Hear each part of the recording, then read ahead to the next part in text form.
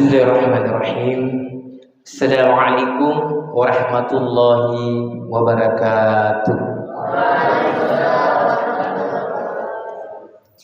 Alhamdulillahirabbil alamin.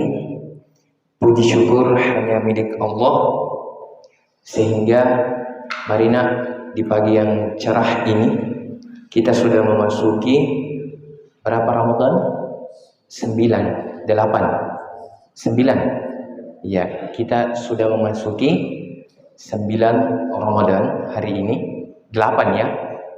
8. Tentu suatu yang harus kita syukuri bahwasanya kita masih diberi kenikmatan yang luar biasa oleh Allah Subhanahu wa taala. Hari ini kita ada di taman-taman surga bersama anak-anak soleh penghafal Quran. Saya sangat bangga dan bersyukur kepada Allah, sekalipun jauh rumahku ke sini tapi tidak terasa karena rindu ingin bertemu dengan kalian. Salam dan salawat tak lupa tercurahkan kepada baginda Rasulullah SAW, Nabi yang dipilih oleh Allah Subhanahu wa taala, yang dimana diturunkannya Al-Quran melalui perantara malaikat Jibril, diperuntukkan oleh manusia pilihan.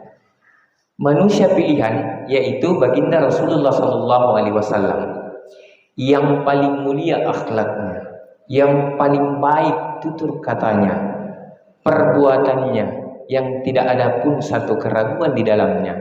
Jaminan ada sama beliau. Beliau dijamin masuk surga. Akan tetapi bukan berarti dengan jaminan itu sampai kemudian Rasulullah tidak sholat lagi, tidak membaca Al-Quran lagi, tidak kemudian berpuasa lagi. Tidak. Justru malah Rasulullah SAW mendapat jaminan malu kepada Allah. Akhirnya Rasulullah sholat itu bengkak kakinya. Di bulan suci Ramadan ini Rasulullah tidak menghiasi seluruh apa-apa yang diperintahkan oleh Allah itu dilakukan. Maka kita sebagai umat Nabi Muhammad tentu mensyukuri semua itu karena kita berada dan memeluk agama Islam, dan Nabi kita adalah Nabi Muhammad SAW.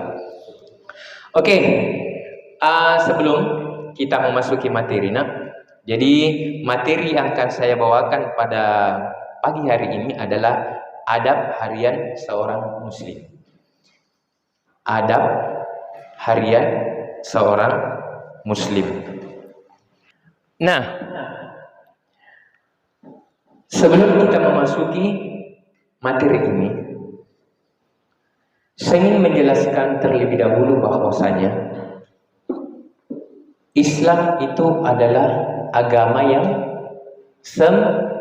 sempurna. Oke, sebelum saya memasuki materi, sebaiknya saya ada games, ya. Di mana games ini, ketika ada yang menjawab pertanyaan saya ada rezeki sedikit, saya sediakan. Setiap pertanyaan saya akan memberikan 1 amplop. Oke, kita sepakat? Ya. Tadi saya mengawali mengatakan Islam itu adalah agama yang sempurna. Pertanyaan pertama, kenapa dikatakan Islam adalah agama yang sempurna? Ayo. Ya, silakan. Karena sudah tercatat di Al-Quran. Iya, ada lagi? Ada lagi tambahan jawabannya? Sempat bisa mendekati. Betul?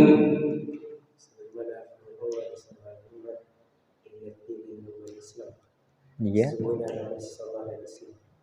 Iya. Jadi betul. Sekalipun kurang tepat, tapi Ananda sudah memberanikan diri untuk menyampaikan. Oke, itu baru yang pertama. Agama Islam adalah agama yang sempurna, paripurna. Kenapa demikian? Karena Islam adalah agama yang diturunkan oleh Allah, itu meliputi seluruh aspek kehidupan, yang tidak ada satupun aturan yang di dalam Islam itu, dalam perkara-perkara di dunia ini yang tidak diatur oleh Islam. Kalau sekiranya di dalam kehidupan kita ini tidak terdapat aturan satu di dalam Islam, itu tidak sempurna. Artinya ada celah. Tapi Islam ini adalah agama yang sempurna, yang Allah turunkan, yang kitabnya itu adalah Al-Quran, kalamullah, yang tidak ada satupun keraguan di dalam Al-Quran itu, yang tidak ada perkara yang tidak diatur di dalam Al-Quran itu, sehingga disebut agama Islam adalah agama yang sempurna. Oke? Bisa kita paham ya? Ya, jadi sederhana. Islam itu agama yang sempurna. Makanya kita bersyukur karena kita berada menganut paham agama Islam karena sudah sempurna. Apa dalilnya? Ada yang tahu ayatnya yang mengatakan Islam itu agama yang sempurna? Pertanyaan kedua. Ayo nah. Oke, saya hitung sampai 5. 1, 2, 3, 4, 5. Oke, pertanyaan kedua lewat. Nah, ayat yang mengatakan kesempurnaan Islam itu surah Al-Maidah, Al-yawma akmaltu lakum dinakum wa atmamtu 'alaikum nikmati wa raditu lakumul Islam hadi. Kata Allah, hari ini telah aku sempurnakan agamamu, ya kan? 1.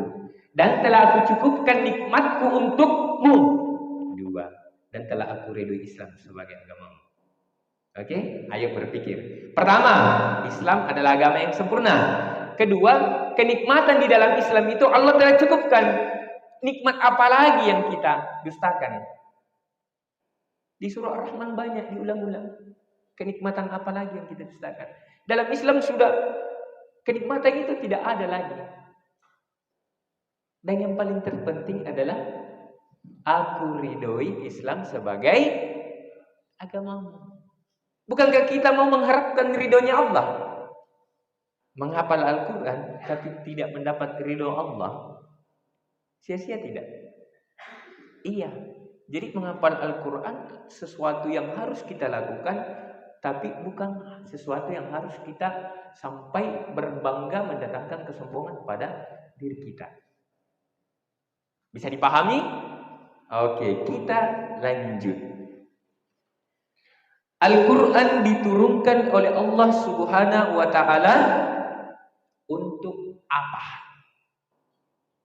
Ayo, 1, 2, oke. Ya, ada lagi yang lebih mendekati? Apa? Iya, ada lagi yang mendekati apa? Ada lagi yang mendekati? Apa? Ya, ada lagi yang mendekati? Iya, hampir-hampir sama semua ini jawabannya. Ada yang memahami, dipelajari ini. Entah. Al-Quran, oke kayaknya lewat ini. Al-Quran diturunkan, jadi pada dasarnya ada semua di mirip-mirip benarnya, tapi sama-sama jawaban. Al-Quran diturunkan oleh Allah Subhanahu wa Ta'ala. Ada yang tadi dipelajari betul, ada yang tadi untuk dipahami betul. Tapi Al-Quran diturunkan untuk menjadi buku petunjuk atau pedoman kehidupan kita. Pedoman untuk kehidupan seorang muslim, bahkan seluruh alam semesta dan isinya. Nah, rentetannya ini ada 5. Pertama, Al-Quran diturunkan untuk menjadi buku petunjuk. Saya kasih pertama ya. Yang pertama, dibaca. Nah, pertanyaan kedua, saya lanjut lagi. Setelah kita baca, kita hafalkan. Setelah kita hafal, apa lanjutannya? Ini supaya bagus. Ini kan kita main games. Ini pertanyaan. Jadi langsung angkat tangannya. Siapa yang duluan dia jawab, baru saya kasih Pak buka. Oke? Tadi saya sudah sebut Al-Quran adalah buku pedoman kita, kalamullah yang diturunkan oleh Allah Subhanahu Wa Taala. Pertama dibaca, ya Iqra. Kedua, kita menghafal sebagaimana aktivitas kalian di sini. Yang ketiga, nah ini dulu. Yang ketiga, yang mana? Itu.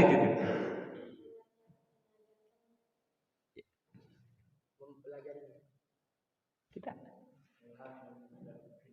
ya, iya, yang paling mendekati sebelah sana. Jadi rentetan ketiga masih ada 4-5-nya. Tapi tadi, tafadhol. Pertama membaca, kedua menghafalkan, ketiga memahaminya. Untuk apa kita menghafal sebanyak-banyak Al-Quran, tapi kita tidak memahami apa kandungan dan apa sebetulnya yang diperintahkan oleh Allah dalam hafalan kita itu. Misalkan Allah mengatakan haram zina, haram khamar babi, kita hafal, tapi faktanya kita melakukan kontradiksi dari hafalan kita. Justru kita mendekati zina misalkan, tidak dibolehkan dekat-dekat sama perempuan, kita lakukan. Tidak boleh makan daging-daging atau bangkai, kita lakukan. Padahal kita apalah ayatnya. Oke, yang keempat, setelah kita memahami, ya siap-siap angkat tangan. Selanjutnya apa? Ya, ujung. Betul. Mengamalkannya. Tidak panjang kepalaku naik ke sini. Masya Allah. Jadi luar biasa ini santri-santri, Ustaz. Artinya sudah banyak pemahaman yang masuk. Ini jarang-jarang yang kadang bengong apa ya. Artinya memang kemuliaan Al-Quran itu terpancar, bersinar pada diri kalian. Yang terakhir tadi membaca, kedua menghafal, ketiga apa tadi? Memahami, terus apa jawabannya tadi? Mengamalkan. Yang kelima apa? Itu. Betul. Masya Allah. Lincah-lincahin yang kelima. Kayaknya angkat tangan semua ini. Sayang kewalahan Ustaz. Subhanallah. Jadi betul setelah kita membaca, kita hafal. Karena dengan kita menghafal, kita gampang untuk mengamalkan, memahaminya. Setelah kita memahami, amalkan dalam kehidupan sehari-hari kita. Kalau Al-Quran mengatakan taat, berbakti kepada orang tua, guru, baik sesama manusia, kita amalkan itu. Tidak boleh mengambil hak orang lain, kita amalkan itu. Tapi setelah kita mengamalkan dan betul-betul ilmunya ada sama kita, maka bertambah tuntutan kewajiban kita, yaitu menyampaikan, mendakwahkan apa yang kita pahami. Jadi jangan kita cukupkan hanya untuk mengamalkan. Jengki mau masuk surga sendiri. Ingat ketika kita sudah dibekali ilmu, ketika ilmu itu ada sama kita, tanggung jawab kita adalah menyampaikan apa yang kita pahami. Tugas kita hanya menyampaikan. Kita melihat kemaksiatan, kita melihat sesuatu yang tidak sesuai dengan Islam, sampaikan, itu tidak boleh dengan bil hikmah. Kalaupun kita sudah sampaikan terus dia tidak melakukannya, itu kan kita sudah melakukan kewajiban. Karena tidak ada haknya kita untuk merubah seseorang. Merubah seseorang itu hanya dia dengan Allah. Kita tugasnya hanya menyampaikan. Jadi bisa dihafal yang tadi ya, yang 5 ya. Oke. Kembali lagi ke tadi. Ini masih belum pih. Jadi materi kita simpan dulu. Islam adalah agama yang sempurna yang meliputi seluruh aspek kehidupan. Islam diturunkan untuk mengatur satu. Apa? Kita dulu ada yang kita. Iya, tapi itu masuk kedua. Yang pertama dulu. Apa? Ayo. Jangan takut salah, angkat saja. Ayo. Islam diturunkan oleh Allah Subhanahu wa taala yang tadi saya sebutkan agama yang sempurna. Pertama untuk mengatur kita dulu.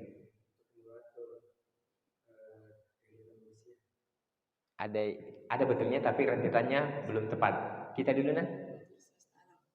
Kita nah. Kita nak?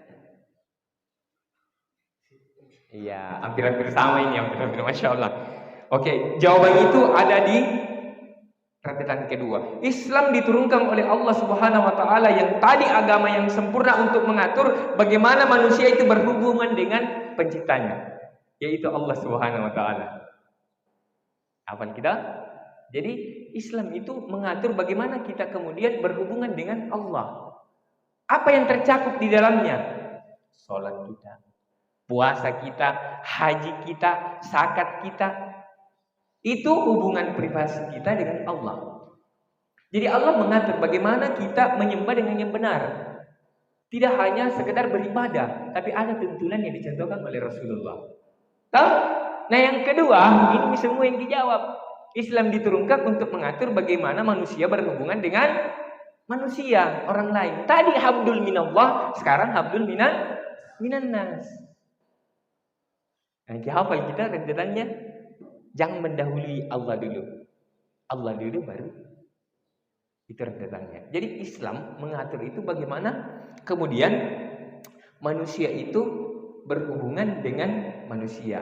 Tercakup di dalamnya hubungan sosial kita. Baku tamangki. Islam mengatur tidak boleh ke baku pukul, tidak boleh ke baku gibah, tidak boleh ke baku ambil-ambil barang, tidak boleh mencerita aib. Itu Islam mengatur. Andai kata Islam tidak mengatur itu, mungkin bertengkar karena tidak ada rujukan tak, tidak ada dasar tak. Kita paling mengatur. Islam tidak mengatur itu. Islam mengatur itu. Oke, yang ketiga, pertanyaan. Islam ini yang ketiga ya. Diturunkan untuk mengatur manusia dengan kita. Kita.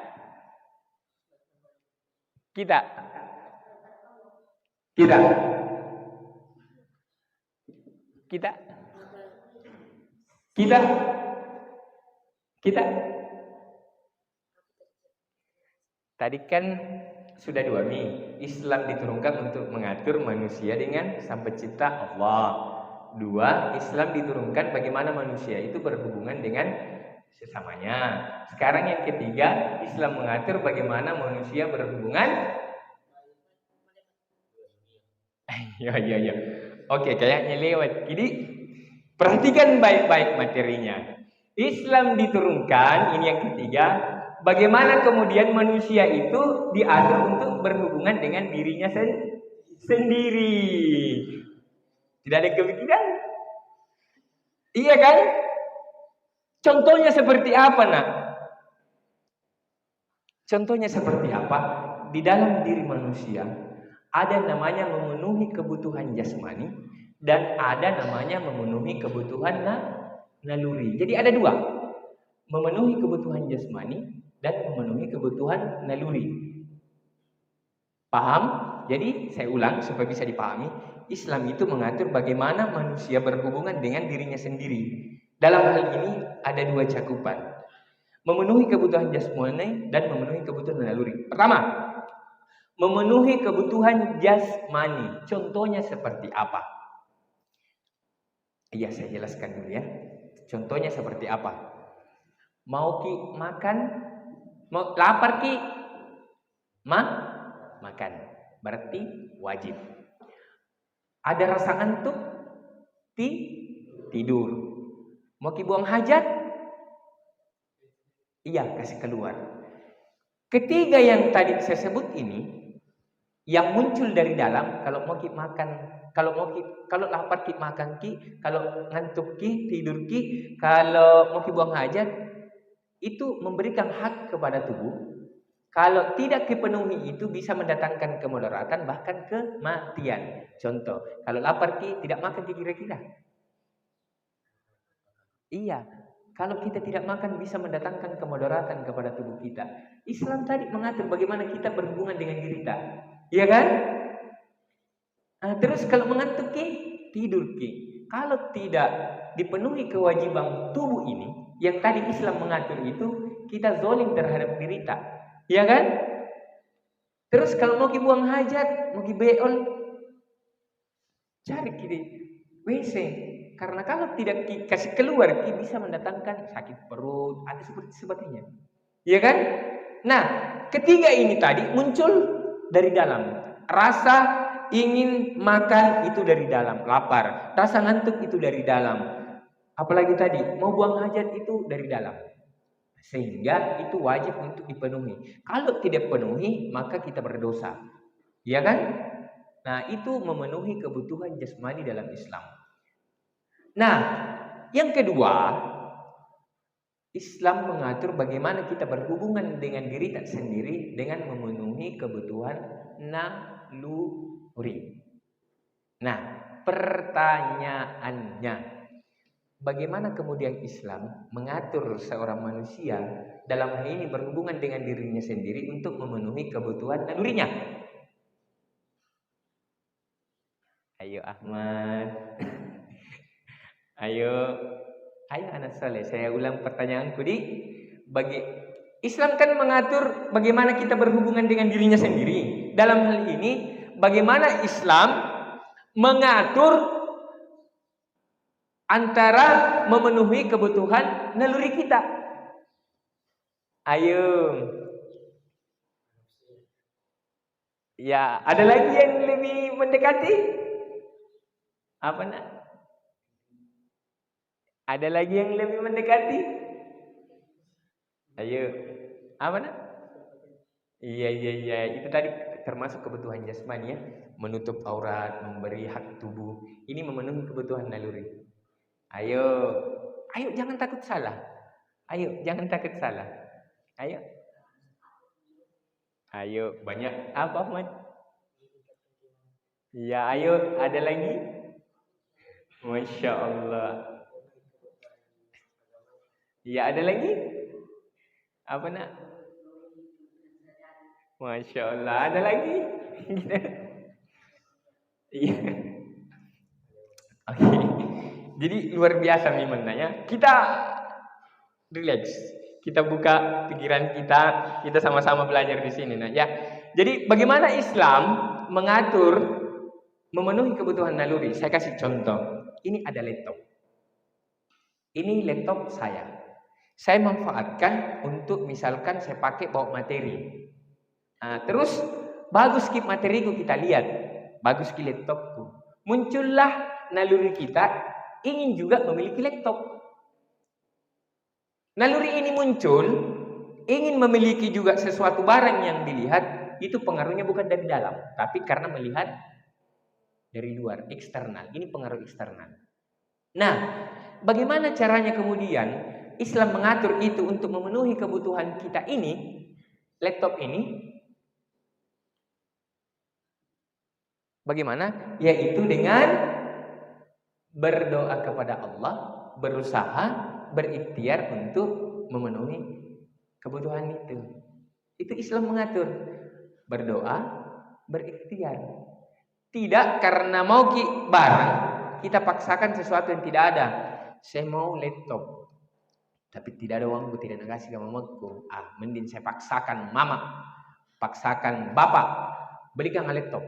Mau juga seperti itu. Kalau ada iya, tapi kalau tidak ada, nah itu kan hal-hal yang tidak diajarkan dalam Islam. Caranya seperti apa? Berdoa, dan apalagi kalau sampai kita mengambil barang orang lain. Jadi sederhana tadi, nah ya.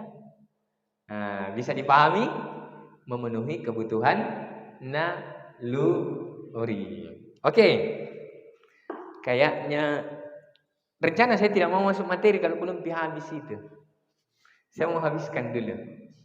Oke, apalagi dalam hal ini orang yang beriman, saya ingin memberikan contoh satu perbuatan. Perbuatan jujur. Saya ingin bertanya, jujur itu adalah sesuatu yang baik atau buruk? Baik, kita sepakat ya, baik ya, jujur ya. Pertanyaan, perhatikan. Apa bedanya jujurnya orang beriman dengan jujurnya orang tidak beriman? Kita dulu, kita.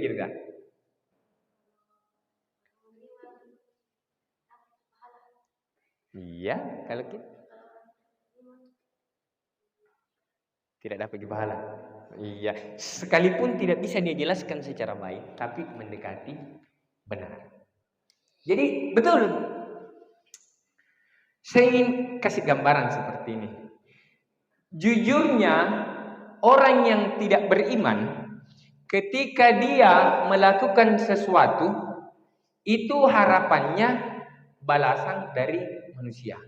Ataukah apa? Ataukah dia melakukan sesuatu ingin imbalan, ataukah melakukan sesuatu orientasinya dunia? Misal ke contoh, kubantu ki dengan harapan, ini masalah jujur ya. Saya jujur sama temanku. Saya jujur sama temanku supaya temanku juga jujur sama saya. Ada kan biasa begitu? Nah, kalau begitu prinsip kita, berarti kita jujur bukan karena Allah. Karena mau tegi supaya teman kita juga jujur. Padahal jujurnya orang beriman, saya jujur sama temanku karena Allah yang memerintahkan saya jujur. Saya jujur karena Allah. Sehingga ketika kalau saya jujur sama temanku dan dia balik tidak jujur sama saya tidak sakit hati karena awalnya niatku jujur karena Allah, bukan jujur supaya dia juga jujur sama saya. Kalau harapan kita, jujurnya orang tidak beriman karena mau juga mendapatkan kejujuran dari orang lain, siap-siap kecewa. Karena menyandarkan harapan kepada manusia, itu siap-siap kecewa. Misalkan jujur ke sama teman sampai nampak pura-pura ini pasti karena jujur kemari kau nampak pura-pura aja, iya kan? Tapi coba kalau dari awal kita rubah mindset tak. Jujurnya orang beriman itu ketika melakukan sesuatu semata-mata karena Allah. Oke, misalkan juga memberi sedekah misalkan. Saya memberi ini sedekahnya orang yang beriman, saya memberi ini semata-mata karena Allah. Tidak mengharap imbalan apapun. Jujurnya orang tidak beriman, kalau dalam persoalan sedekah, ku kasih kau ini, mudah-mudahan ku kasih gitu, nanti juga kalau susah nak kasih tengah. Tiba waktunya kita butuh, kita minta tolong sama dia, ada tapi tidak mau kita kasih. Apa yang terjadi kalau jujurnya kita tidak beriman? Jujurnya kita karena berharap untuk dibantu juga kalau dapat kesusahan. Yang ada adalah kekecewaan. Tapi coba rubah dari awal. Saya bantu kau ikhlas karena Allah. Anda apa-apa aja ambil ini. Suatu saat kalau kita membutuhkan bantuan dari orang yang kita bantu, terus dia tidak membantu kita, no problem. Karena kejujuran kita itu semata-mata karena Allah. Adapun karena kejujuran kita, Allah memberikan imbalan, misalkan dalam orang berdagang misalkan, karena jujur ki Allah kasih ki kemudahan banyak pembeli tak, Allah kasih banyak relasi tak, Allah berkahi usaha tak. Alhamdulillah, karena itu imbalan dari Allah atas perintah yang telah kita jalankan yang diperintahkan oleh Allah Subhanahu wa taala. Oke. Sampai di sini sebelum saya lanjut, saya ingin bertanya dulu. Siapa yang mau bertanya dulu? Ada tidak? Nah, kalau tidak ada, kita lanjut dulu materinya. Nah, di dalam potensi manusia, jadi saya ingin mengajak dulu berpikir ya, kita bermain-main dulu, main games. Karena masih ada itu yang berapa pi? 5 pi. Di dalam diri manusia itu ada satu potensi yang dimana potensi ini ketika itu dimanfaatkan sebaik-baiknya kita mendapatkan kemuliaan, bahkan bisa mulia dari malaikat. Tapi ketika potensi manusia itu tidak dimanfaatkan, bahkan disalah penggunaannya, maka kita lebih rendah dari binatang. Pertanyaannya, Potensi apakah itu? Apa? Ah. Nah.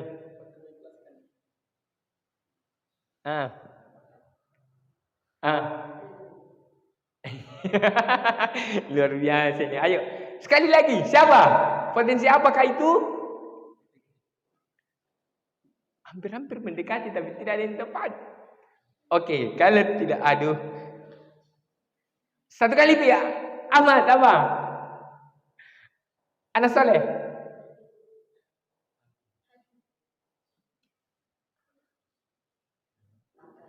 Betul, akal. Jadi tadi ada otak, ada hati. Masya Allah.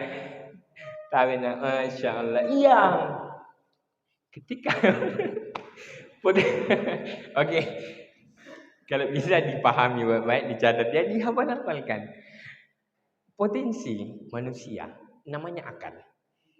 Namanya akal ini hanya ada pada kita, tidak ada pada hewan dan makhluk tumbuh yang lain. Akal itu ada pada kita. Kalau itu dimanfaatkan sebaik-baiknya, ya, itu kita bisa lebih mulia dari malaikat. Tapi ketika potensi itu disalahgunakan, maka kita bisa lebih rendah. Disuruh naik ke laut, disuruh naik kandungan, itu kan seperti itu. Jadi akal. Nah, saya ingin memberikan gambaran kecil terkait masalah akal. Proses berpikir bagaimana kemudian akal ini bisa secara baik berfungsi dalam diri kita. Saya ingin memberikan contoh seperti ini. Ayo dicatat masing-masing. Ini penting. Judulnya akal.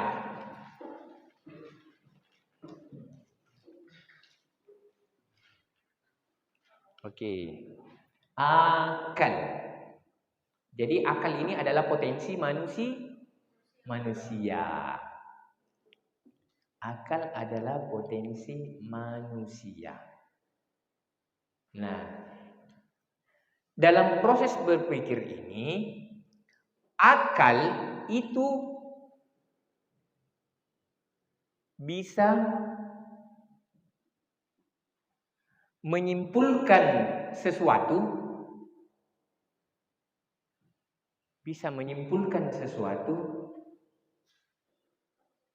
dengan adanya 4 faktor.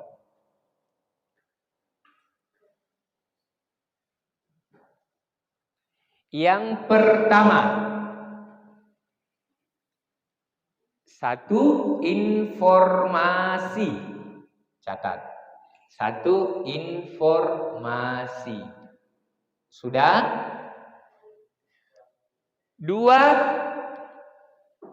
fakta.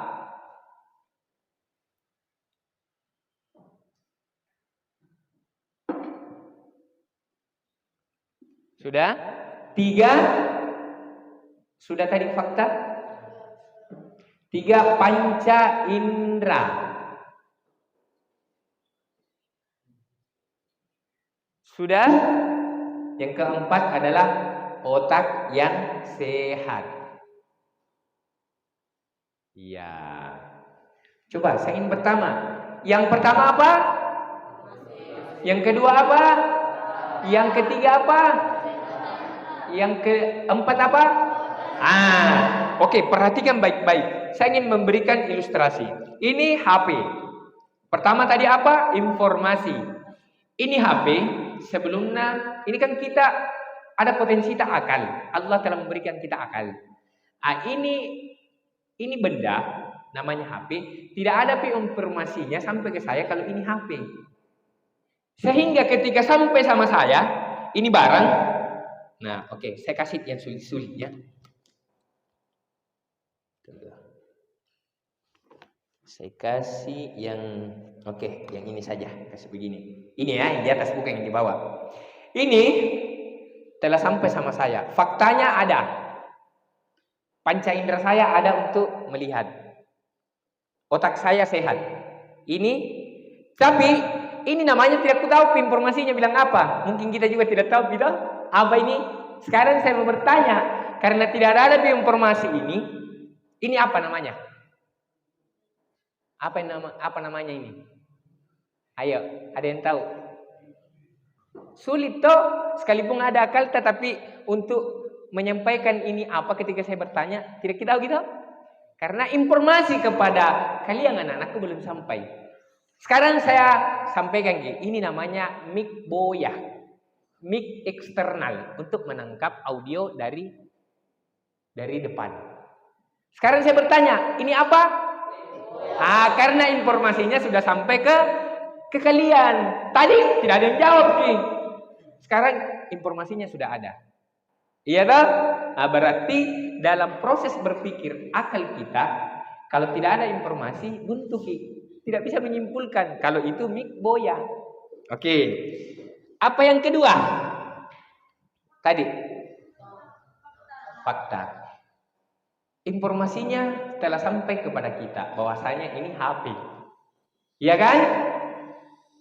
Saya ingin menginformasikan kepada kalian, telah keluar iPhone S23 Pro, harganya 24 sampai 25 juta.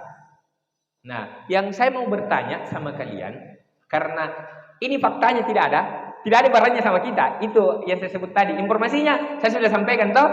S23 Pro iPhone itu telah keluar, harganya 24 sampai 25 juta. Tapi tidak ada di faktanya sama kita semua. Saya ingin bertanya, bagaimana bentuknya itu?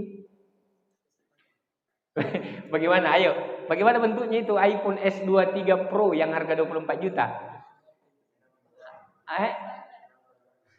Bagaimana lagi? Betul, 6 kamera bagaimana lagi? Iya, bentuk HP, karena memang dasarnya memang kan namanya handphone, HP. Iya bentuknya. Iya. Kalau dia HP tapi bentuk mobil, lain cerita. Apa? Artinya yang ingin saya sampaikan, kita sulit untuk apa? Sulit untuk menyimpulkan kalau HP-nya itu seperti ini, modelnya mendekati seperti ini, karena tidak ada di faktanya sama kita. Berbeda kalau fakta sudah ada. Jadi tadi informasinya ada, tapi faktanya tidak ada. Akhirnya kita buntu di situ. Tidak ketahui juga. Lebih bagus kalau tidak tahu bilang saja wallahu a'lam. Iya kan? Itu yang kedua. Yang ketiga. Apa di situ nak? Yang ketiga? Oke, panca indera. Informasi dengan adanya akal tak, informasi telah sampai kalau ini HP. Faktanya sudah ada sama saya. Tapi panca indera saya terkendala, misalkan mata saya buta, tidak melihat. Toh? Nah, pertanyaannya, bagaimana kemudian saya bisa ketika saya ditanya kalau ini barang, Nabi lagi HP ini, faktanya ada di Kuraba. Terus, tapi beda, bisa dipakai WA, bisa dipakai Facebook, bagaimana caranya? Karena panca indera kita bermasalah. Sama kalau mau baca Al-Quran, tapi panca indera tidak baik, tidak ada. Bisa tidak kita baca? Paling murattal bisa kita dengar, panca indera telinga yang kita gunakan. Jadi kita lagi-lagi terkendala kalau ada kurang dari yang 4 itu. Iya kan? Jadi tadi kalau tidak ada informasi, tidak bisa menyimpulkan. Tidak ada fakta, tidak bisa menyimpulkan. Panca indera bermasalah, juga tidak bisa menyimpulkan. Yang keempat, apa tadi? Iya, otak yang sehat. Ada panca indera. Kipawang, HP itu tuh kayak informasi. Kita galak nih, tapi tahu pungur kipawang. Iya, dia tidak normal kiakannya. Kira-kira bisa dijawab. Nah bilang, oh iya HP ini bisa aku pakai WA, bisa aku pakai Facebook, mau teleponnya anakku. Paling kalau dikasih kena sambil lagi, iya kan? Jadi yang keempat itu dalam proses berpikir kita, yang potensi manusia itu namanya akal, itu kita bisa menyimpulkan kalau keempat-empatnya itu ada. Tidak boleh ada tidak ada satu. Bukan bisa tahu. Kita tahu mau berpikir, coba kasih hilangi satu baru berpikir pasti buntu ya kan? Nah, untuk apa saya sampaikan ini? Agar kemudian kita bisa mengetahui namanya hakikat berpikir. Ini pelajaran, bukan pelajaran apa nak? Ini kita berbagi ilmu. Nah, sekarang ada yang bisa angkat Al-Qur'annya satu orang saja kita nak pakai tangan kanan? Ya, angkat pakai tangan kanan, ya satu orang saja. Ini Al-Qur'an telah sampai kepada kita informasinya. Iya kan? Bahwasanya Al-Qur'an diturunkan oleh Allah untuk Rasulnya, untuk diajarkan kepada manusia untuk menjadi orang yang mengenal Rabbnya, untuk mendapatkan keselamatan, bisa mengetahui yang mana yang buruk dan mana yang salah. Informasinya sampai kan? Kedua, faktanya sudah ada. Ada semua di Al-Quran, tahu? Ada semua nih faktanya. Yang ketiga, ada semua di panca indera. Kita lihat semua, bisa baca semua. Bahkan karena bisa dibaca, bisa dihafal. Ketiga ada. Sekarang akal tak sehat semua karena kita berkumpul di sini. Jadi seorang muslim tidak ada alasan ketika kita diperhadapkan pertanggungjawaban kita selama di dunia ini, kamu kenapa tidak sholat? Tidak ada informasi sama saya kalau sholat itu wajib.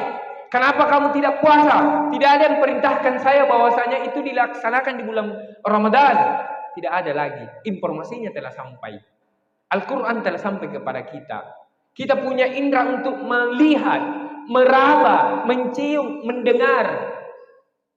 Kita punya akal, kita punya otak yang sehat. Berbeda orang gila. Makanya kenapa orang yang tidak akalnya bermasalah itu sudah tidak ada hukum, tidak ada kewajiban yang dibebankan lagi untuk dia karena begitu mulianya akal. Iya nanti orang belum balik, anak-anak kecil itu belum dijatuhi hukuman. Iya nanti karena dia belum dikatakan belum berakal ataukah belum bisa memikirkan dan membedakan yang mana yang baik dan yang mana yang benar. Masih ada ini. Sisa 4. Oke, semangat. Masyaallah, luar biasa anak soleku. Jadi materi kita ini akan kita bahas. Sebelum masuk, saya mau mentungiku habiskan itu. Saya berpikir ini apa lagi mau kupertanyakan. Nah, materiku adalah kita akan membawa adab seorang muslim, adab harian seorang muslim. Saya ingin bertanya, adab adalah perbuatan yang baik, akhlak adalah perbuatan yang baik. Apa yang membedakan adab dan akhlak? Oke, Ahmad dulu. Iya, apa contohnya? Nah? Kalau adab apa, kalau akhlak apa?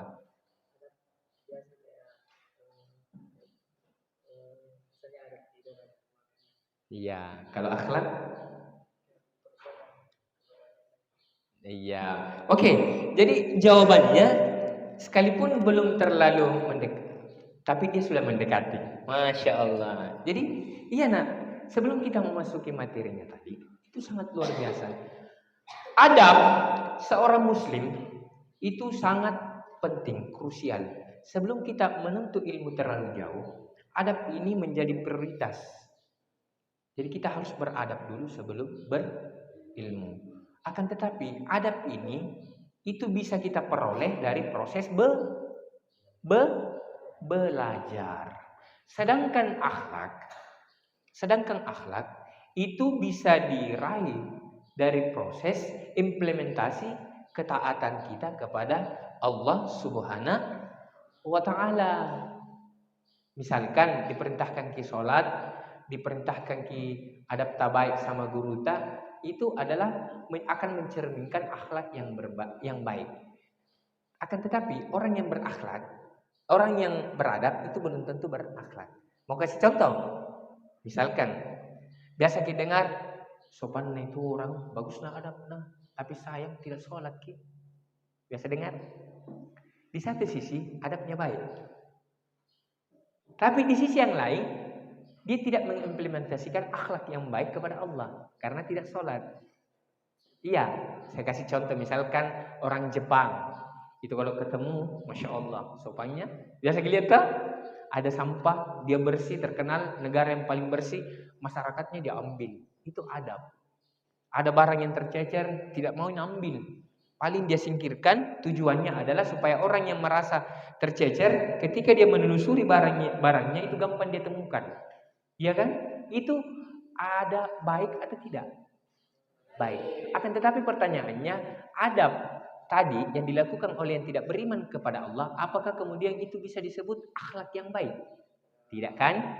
Jadi kita harus membedakan. Nah, tujuan dari kita untuk mengenal adab-adab di dalam Islam sebelum menuntut ilmu terlalu jauh, agar kemudian kita bisa mendapatkan ataukah keluar dalam diri kita itu terpancar sesuatu akhlak yang baik. Jadi bisa dipahami lah ya, bisa dipahami. Jadi adab itu sangat penting. Jadi adab ini kita raih dalam proses belajar untuk mendapatkan suatu tujuannya untuk membangun suatu peradaban menghafal Al-Quran. Agar kemudian setelah kita beradab dalam menuntut ilmu, itu kita meraihnya agar kita mendapatkan akhlak yang baik, akhlak yang mulia. Jadi pada esensinya akhlak itu adalah segala sesuatu yang kita lakukan yang sesuai dengan tuntunan syariat. Kalau Allah memerintahkan ini, lakukan. Kalau Allah melarang, tinggalkan. Di mana ada perintah, di mana ada larangan, di situ ada kebaikan. Kira-kira sudah paham nih? Berapa ini? Masih ada 3. Oke, 3 ini kita habiskan di materi. Masih mau main games? Jam ini dulu masuk materi. Tunggu saya lihat jam, karena jamku sampai jam 10 nih. Oke, kita masuk materi dulu ini. Sekalipun tidak ada LCD proyektor, saya baca saja. Jadi bisa dipahami yang tadi saya sampaikan bagaimana jujurnya orang beriman dengan tidak beriman. Al-Quran itu diturunkan untuk apa, rentetannya 5. Islam itu mengatur bagaimana, pertama mengatur hubungannya dengan Rabb-nya, mengatur dengan manusia. Ketiga, Islam mengatur bagaimana manusia berhubungan dengan dirinya sendiri. Nah, jadi itu penting. Nah, sebentar saya akan pertanyakan materi-materi yang mengawali, karena masih ada 3 ini. Jangan sia-siakan, insya Allah. Kita kasih nyala. Oke. Dalam materi ini disebut adab harian seorang muslim. Apa yang dimaksud dengan adab? Adab secara bahasa artinya menerapkan akhlak mulia. Dalam kitab Fathul Bari yang dikarang oleh Ibnu Hajar Al-Asqalani itu mengatakan yang artinya al-adab artinya menerapkan segala yang dipuji oleh Allah, baik berupa perkataan maupun perbuatan. Sebagian ulama juga mendefinisikan adab adalah menerapkan akhlak-akhlak yang mulia. Nah, kembali tadi kita sudah sampaikan tadi. Kita beradab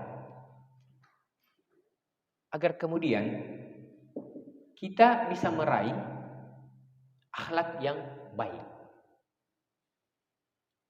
Kalau kita hanya menghafal Al-Quran, tapi kita tidak beradab, itu tentu dipertanyakan ada yang salah dengan proses belajar kita. Karena kita tidak mengimplementasikan nilai-nilai Al-Quran secara baik dan benar. Segudang ilmu kita yang kita sampaikan, yang kita paparkan, tapi dengan adab yang tidak baik,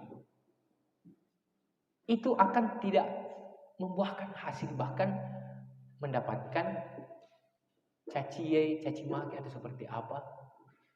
Akan tetapi satu ilmu yang kita sampaikan dengan penuh adab, maka itu jauh lebih bagus. Makanya penting adab. Kita lanjut. Kenapa kita harus beradab?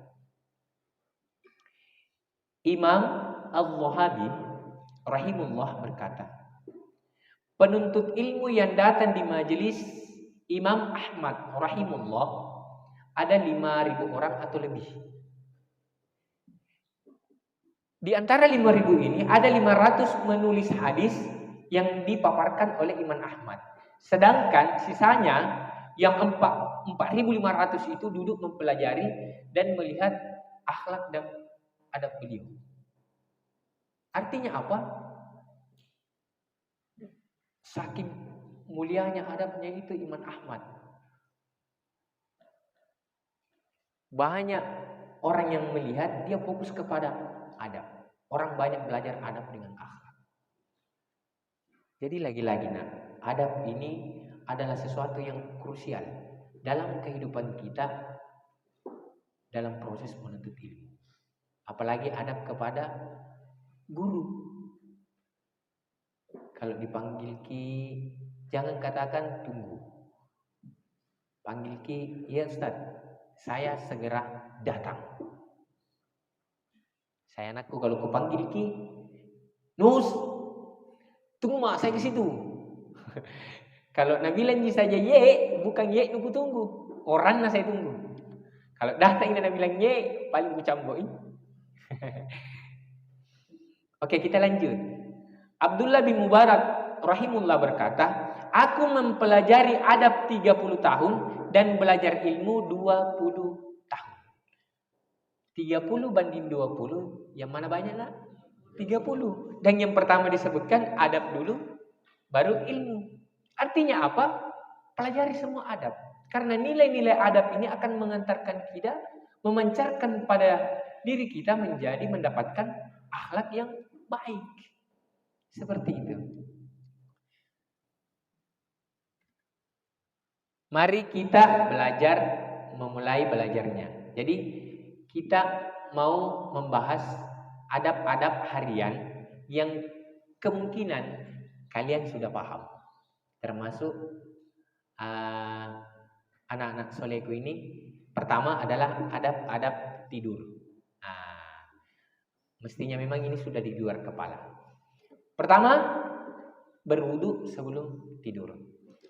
Kita bersuci dulu agar kemudian kita selalu ada dalam lindungan Allah. Para malaikatnya menjaga kita karena kita dalam keadaan suci, bersih.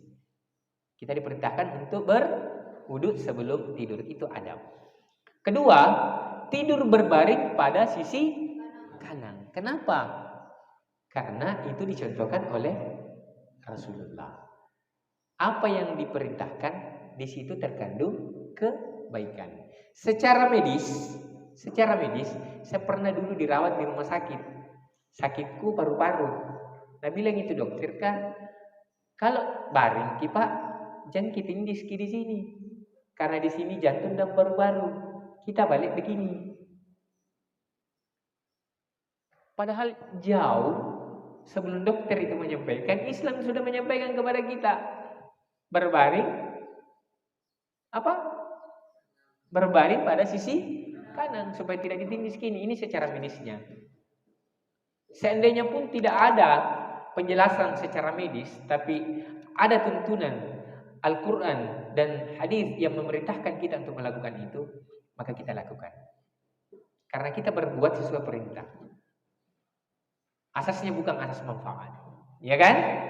Oke. 3. Meniup kedua telapak tangan sambil membaca surah Al-Ikhlas, Al-Falaq, dan An-Nas. Iya. Kalau anak-anakku semua yang di sini dengan ayat ini pasti sudah terbiasa.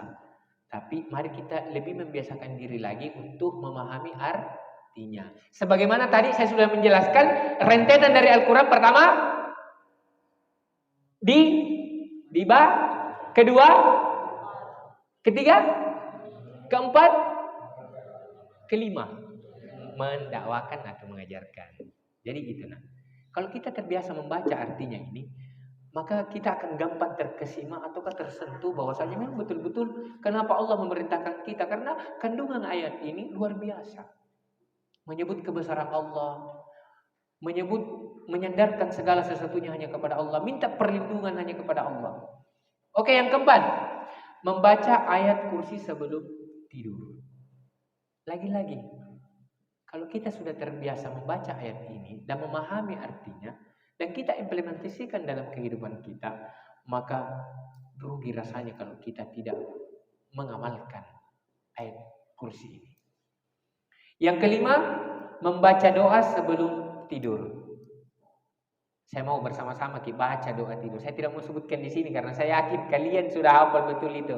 Ya, apa itu? Doa tidur.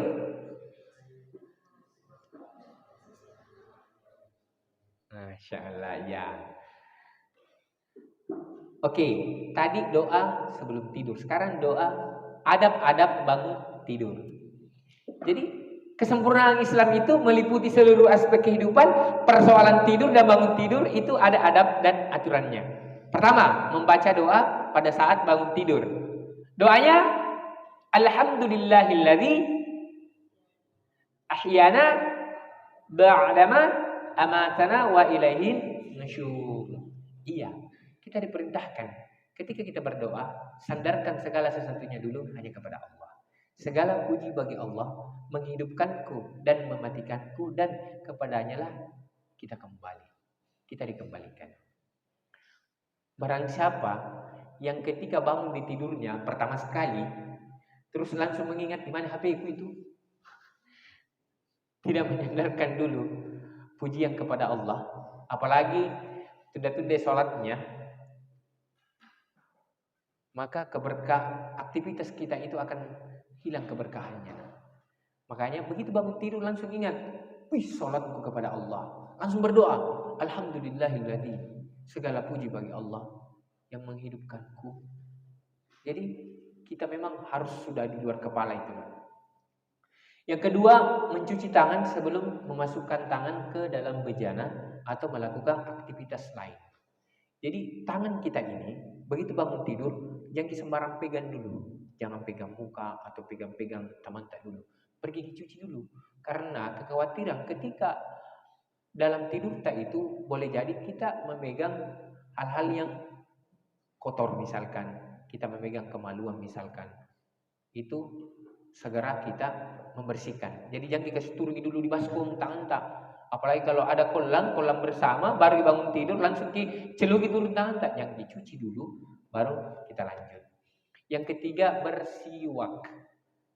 Nah, pertanyaan.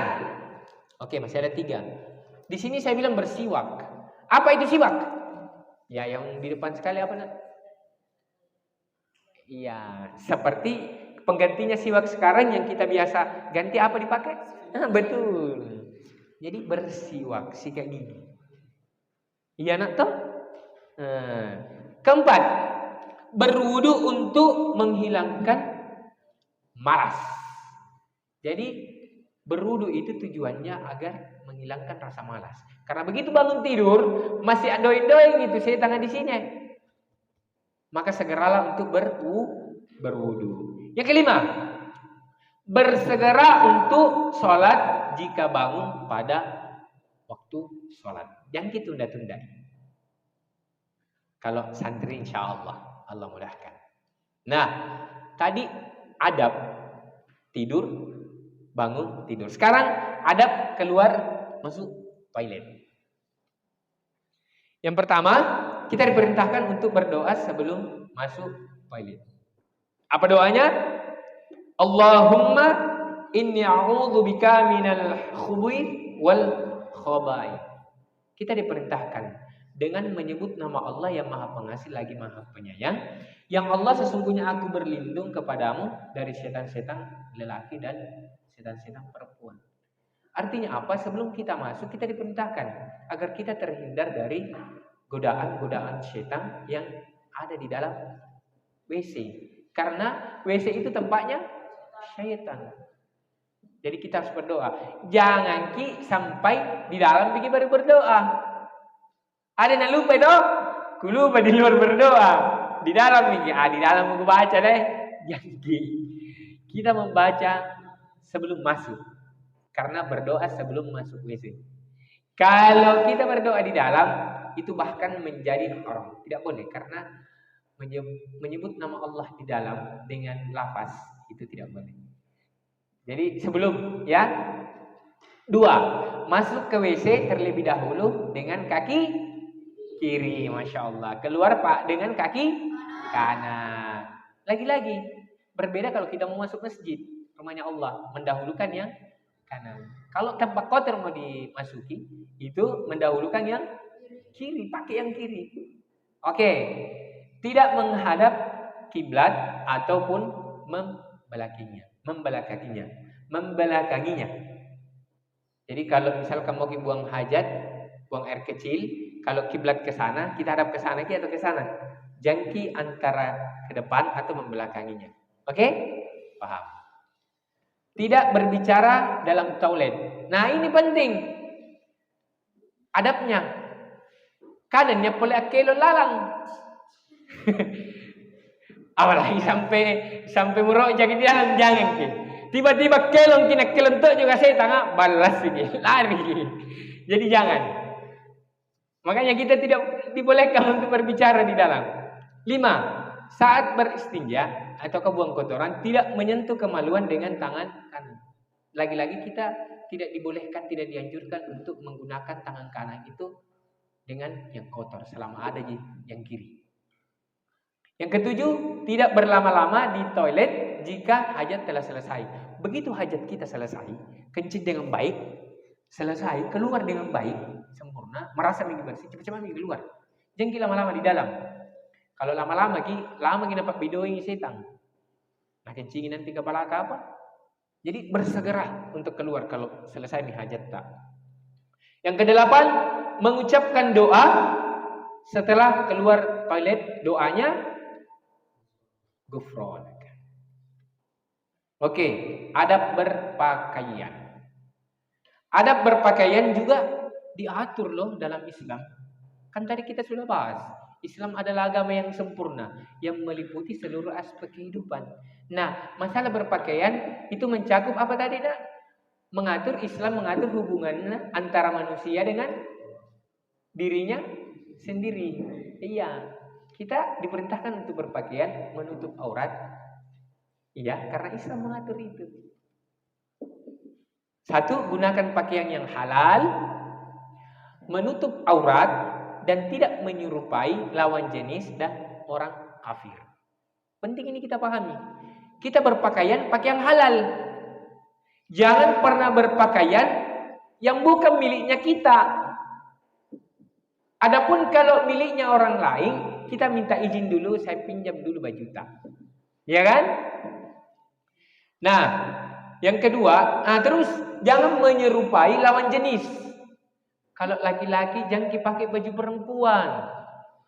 Islam melarang. Apalagi sampai kalau fisik tak dirubah mau menjadi perempuan. Jangan, naudzubillah.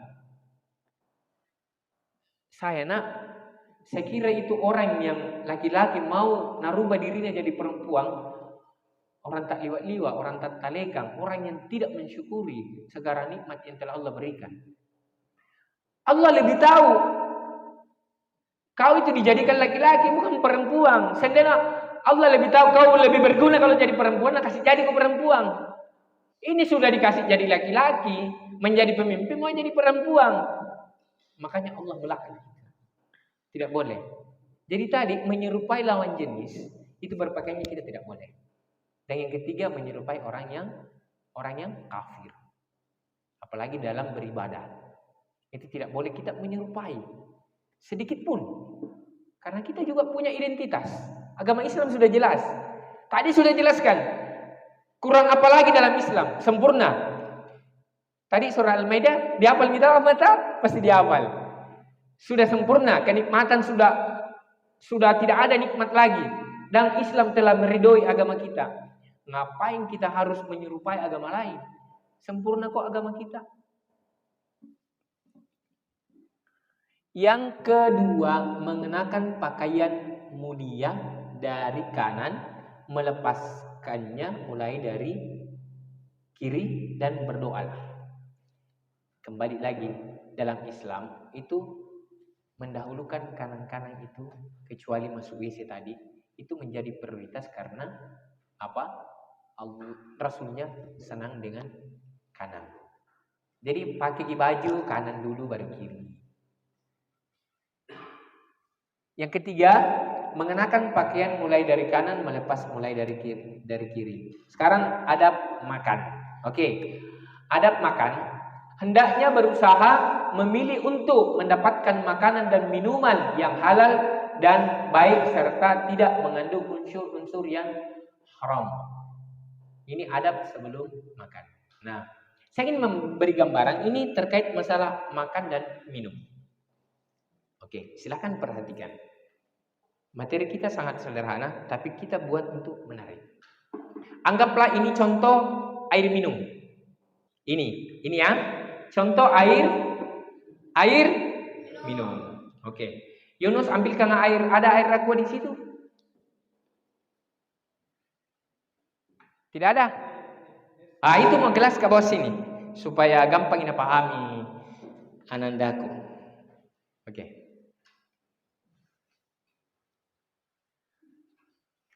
Ini ada adabnya di dalam Islam. Ini air minum. Sebelum kita minum, pertama kita harus memastikan zatnya yang ada di dalam ini air minum apakah dia halal atau haram. Yang mana dimaksud haram? Miras misalkan, yang mengandung alkohol misalkan, racun misalkan, itu tidak boleh. Balok misalkan. Jadi kita harus memastikan bahwasanya ketika kita mau minum, pastikan air zatnya ini dia halal. Zatnya halal, iya kan? Nah, pertanyaannya, apakah ketika kita sudah pastikan airnya ini di dalam memang air minum, itu kita bisa langsung minum? Apa nak? Bisa langsung kita minum? Alasannya apa? Nah, ya, tapi belum kurang tepat. Ya, nanti saya kasih pertanyaan. Saya mau jelaskan. Ketika kita sudah memastikan bahwasanya zatnya ini adalah halal, kedua kita harus memastikan ini air minum punya tati atau bukan. Jangan sampai air minum ini zatnya halal tapi anunya temantak. Berarti kalau minum ini biar air minum begini, kalau minum ini bukan punya tak menjadi haram karena kita mengambil punyanya orang. Tadi kan dijelaskan bagaimana manusia itu diatur dalam Islam berhubungan dengan manusia yang lain, tidak boleh mengambil hak orang lain. Nah, yang ketiga, apakah sudah cukup? Karena kita sudah mengetahui zatnya air minum halal, ini sudah kepemilikan kita, itu langsung kita minum. Itu belum. Kita pastikan bahwasanya kita pakai tangan kanan, betul. Apakah kemudian kalau kita sudah pastikan ketiganya betul-betul halal, kita sudah pakai tangan kanan, kemudian langsung kita minum? Belum. Apa? Duduk. Jangan berdiri. Iya, harus duduk. Kalau berdiri, ini secara medisnya saja tulus ginau. Tapi kalau kita minum dalam keadaan duduk, itu akan masuk dan berproses secara baik. Karena dalam perintah itu ada kebaikan. Apakah kemudian yang keempat setelah kita duduk langsung diminum? Iya, adabnya seorang muslim berdoa dulu. Nah, pertanyaannya, hal-hal kecil seperti ini, nah adab-adab begini, itu minggu bilang tadi, sempurna Islam tak? Hal begini diatur. Jadi, tinggal kita yang harus mempelajari sebaik-baiknya untuk mendalami agama kita. Maunya apa dan seperti apa kita untuk menyikapi semua perintah Allah ini. Oke. Meniatkan tujuan dalam makanan dan minuman untuk menguatkan badan agar dapat melakukan ibadah. Jadi setiap apa yang mau masuk dalam tubuh kita, itu kita selalu meniatkan kepada Allah bahwasanya makanan ini mudah-mudahan mendapat keberkahan masuk dalam tubuh saya agar kemudian bisa saya pergunakan dalam beribadah dan berdakwah. Seperti itu. Yang ketiga, tidak boleh mencela makanan halal. Jadi kalau ada sebuah makanan halal, jangan kita cela. Keempat, hendaknya makan bersama-sama dengan orang lain, baik tamu, keluarga, kerabat, atau anak-anak. Dan mendahulukan orang tua ketika makan. Apa yang dimaksud di sini adalah hendaknya kita bersama-sama. Jadi begini, biasa didengar tuh anak soleh, wih tidak selera kak makan deh. Kalau makan sendiri kak. Tapi kalau sama kak temanku, sama kak bapakku, sama kak mamaku, atau kak saya sama kak anakku, biar tidak selera kak. Tapi kalau ku coba makan sama-sama kak, wih balalaku. Artinya selera itu ada. Ini karena kebaikannya kita diperintahkan. Jadi kita diperintahkan untuk makan sama-sama. Jadi ini kalian makan sama-sama, bersama-sama karena ada kebaikan di dalamnya. Adab ketika makan, memulai makan dengan mengucapkan Bismillah. Hendaknya makan dengan menggunakan 3 jari tangan kanan. Tidak boleh makan dengan bersandar. Jadi jangan makan sambil sandar-sandar, jangan. Ingat, kenapa kita demikian banyak bertanya, kenapa ya makan tidak dilarang untuk tidak bersandar? Karena mau bersandar, kita kalau sudah ada perintah, sudah ada keutamaan dianjurkan, jangan banyak bertanya. Sami'na wa ata'na. Makan dari yang terdekat dan tidak memulai makan dari bagian tengah piring. Jadi kita ambil itu yang terdekat dulu. Sama kalau misalkan ada kak dogan di sana, kita makan di sini, jengking ngoyo ke sana, makan saja apa yang ada di depan kita. Seperti itu. Nah, itu adab. Apabila ada sesuatu dari makanan kita terjatuh, maka hendaknya dibersihkan bagian yang kotor kemudian memakannya. Jadi kalau misalkan jatuh ada yang namanya belum 5 menit, kan 5 menit kapan lama dulu ini, kan 5 detik menjam. Hendaknya tidak meniup pada makanan dan minuman yang masih panas dan tidak memakannya hingga menjadi lebih dingin. Jadi pasti kita sudah tahu kenapa kita dilarang untuk meniup makanan yang panas. Dan ternyata secara medisnya juga ini kalau kita meniup makanan panas itu ada oksigen atau zat-zat yang keluar dari mulut kita itu masuk menjadi racun dan itu kembali ketika kita makan. Makanya kita makan kalau mau kasih dingin ambil kipas-kipas mami, jangan tiup. Itulah. Lagi-lagi perintah itu ada kebaikan. 7, tidak makan dan minum sambil tadi sudah dijelaskan. Hendaknya tidak melakukan sesuatu yang dalam pandangan manusia dianggap menjijikkan. Makan sama-sama, tiba-tiba ada meludah, tiba-tiba ada buang ingus, tiba-tiba ada berbicara kotoran, itu bukan adab yang bagus. Jadi saling menjaga Iya anak soleh, kalau makan apalagi kalau misalkan di pondok jangan kita memperlihatkan sesuatu yang bagus karena ini proses makan. Jangan sampai gara-gara menjijikkan buang ingus apa, teman-teman tidak mau makan, baik kalau hari itu kalau besok, lusa, seterusnya tidak mau makan gara-gara itu enggak. Balas sih. 9, hendaknya menghindari diri dari kenyang dan melampaui batas. Jadi Islam pun mengajarkan kepada kita jangan terlalu kenyang. Karena orang yang terlalu kenyang itu jalan membuat kita malas. Kedua, hendaknya menjilati jemari sebelum dicuci tangannya. Jadi kalau ada sisa-sisa makanan tak begini dijilat-jilat sampai dia bersih. Membersihkan sisa-sisa makanan yang ada di sela-sela giginya dan berkumur untuk membersihkan mulutnya. Jadi kita bersihkan mulut kalau perlu sikat gigi. Tujuannya juga adalah ketika kita sholat atau mengaji itu tidak terganggu dengan bau-bau yang tidak sedap yang keluar dari mulut Oke, paham? Nah, adab bertamu. Adab bertamu dalam Islam juga mengatur. Ini nanti kalau besar mau bikin silaturahmi atau silaturahim itu akan kebanyakan bertamu Pertama, bagi seorang yang diundang hendaknya memenuhi sesuai waktu kecuali ada uzur. Jadi kalau saya kupanggil anak soleh, bisa kita datang ke rumahku jam 10. Tahu juga kita datang jam 9.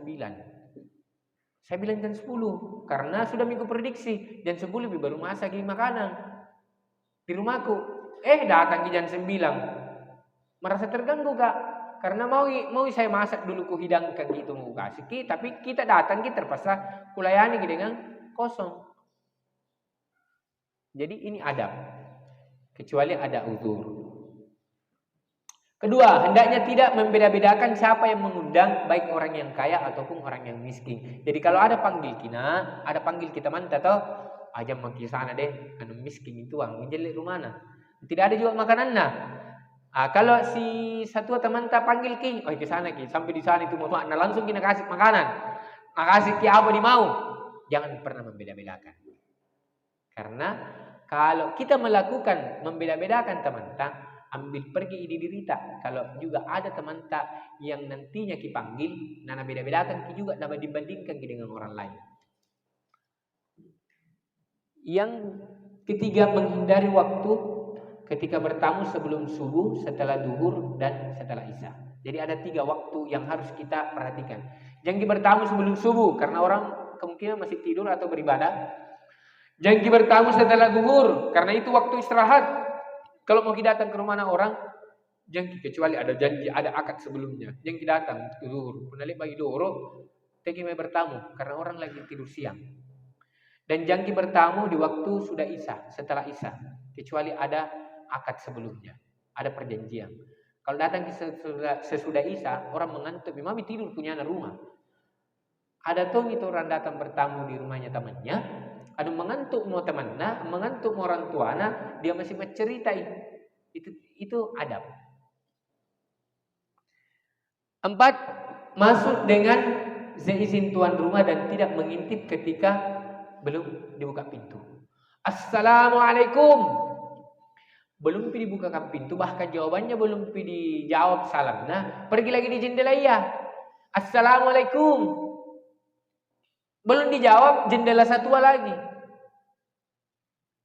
Itu tidak boleh. Cukup kita berdiri sambil menunggu jawaban salam kepada tuan rumah sampai dia membukakan dan memberi izin kita masuk ke rumahnya orang. Apalagi kalau tak buka, jangan langsung masuk. Tunggu ki. Jangan ke jendela karena pintu masuk itu di pintu bukan di jendela. Jadi kita menunggu. Itu adab. Apabila kita dalam keadaan berpuasa, tetap disunnahkan untuk menghadiri undangan. Jadi kalau undang ke rumahku dalam keadaan puasa, misalkan puasa Senin Kamis itu menjadi kewajiban kita memenuhi undangan. Kalau kita kan saya undang kita datang ki.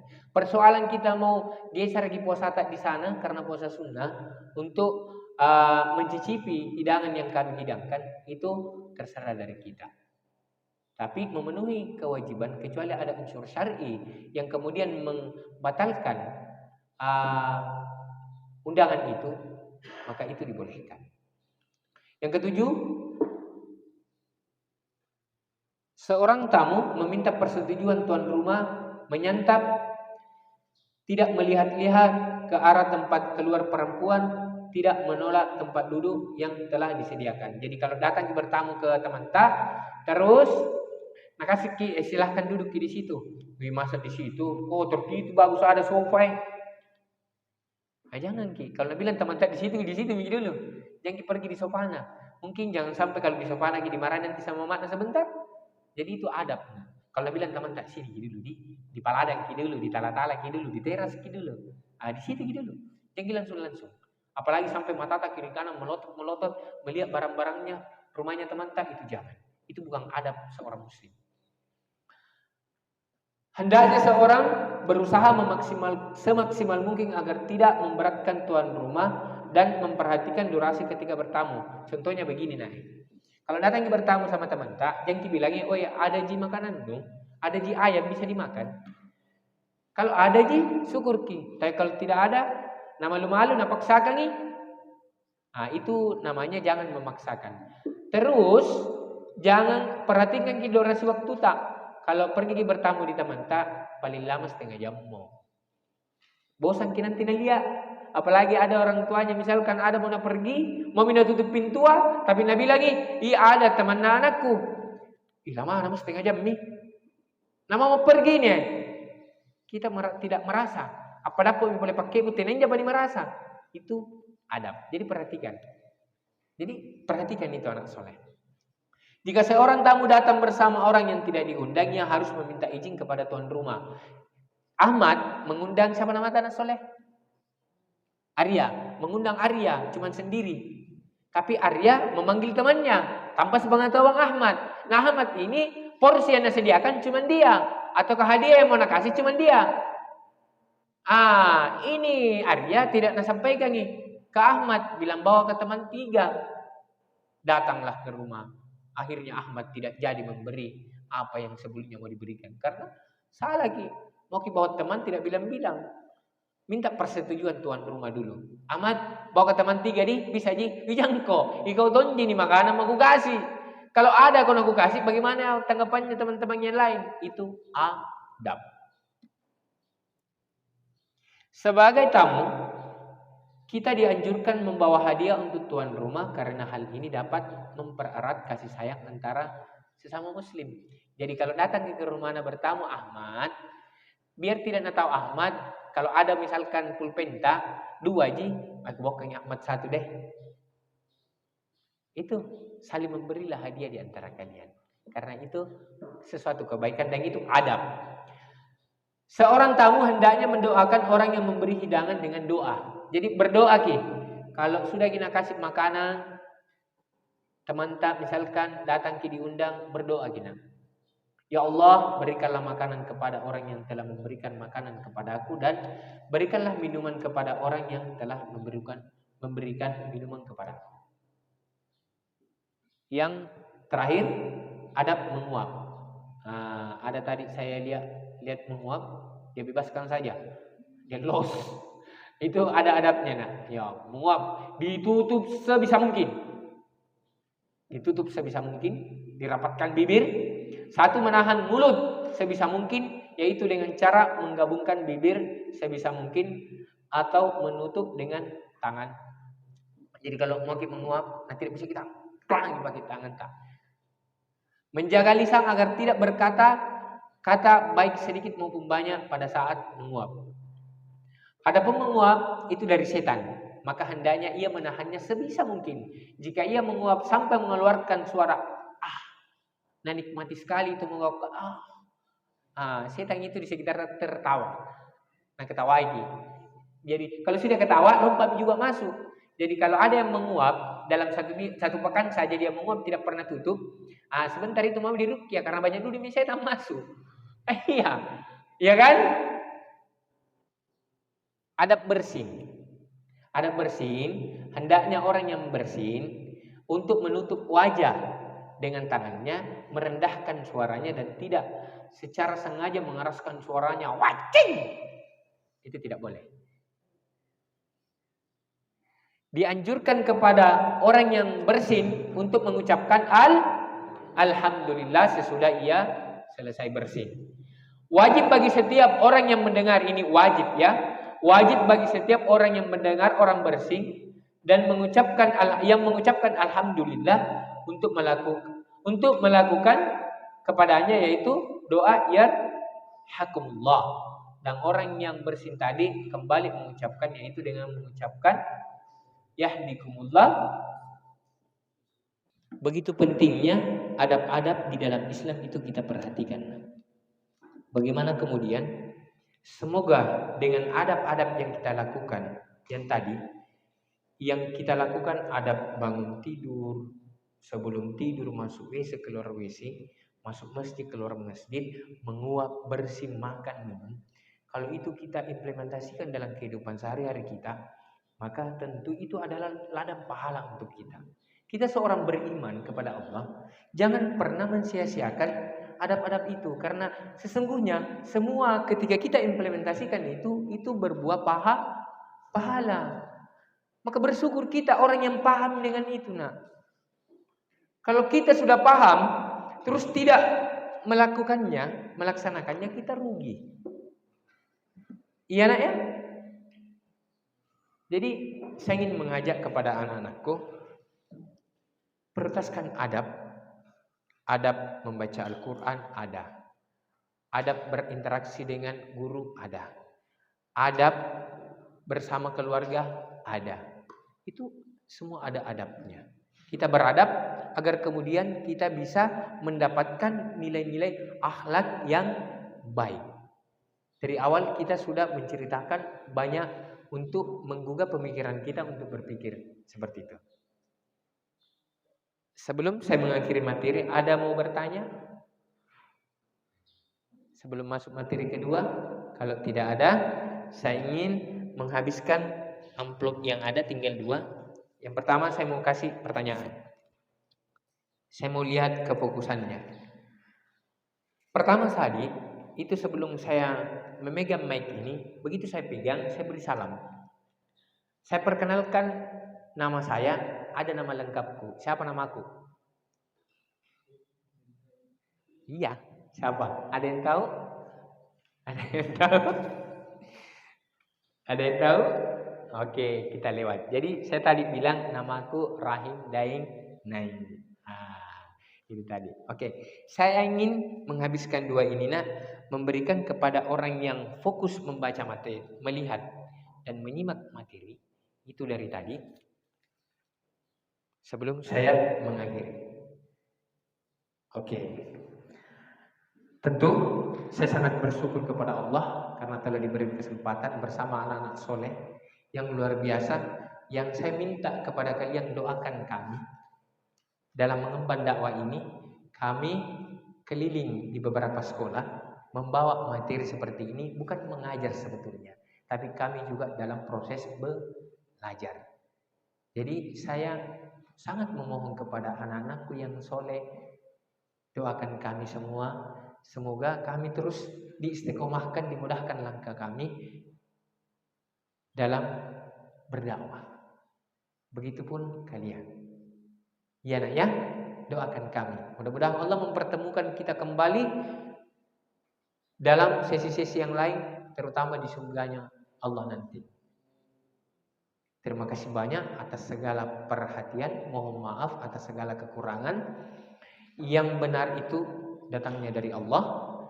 Yang salah, jika terdapat kesalahan dalam apa yang saya sampaikan, itu murni datangnya dari saya sebagai manusia biasa. Saya akhiri. Assalamualaikum warahmatullahi wabarakatuh.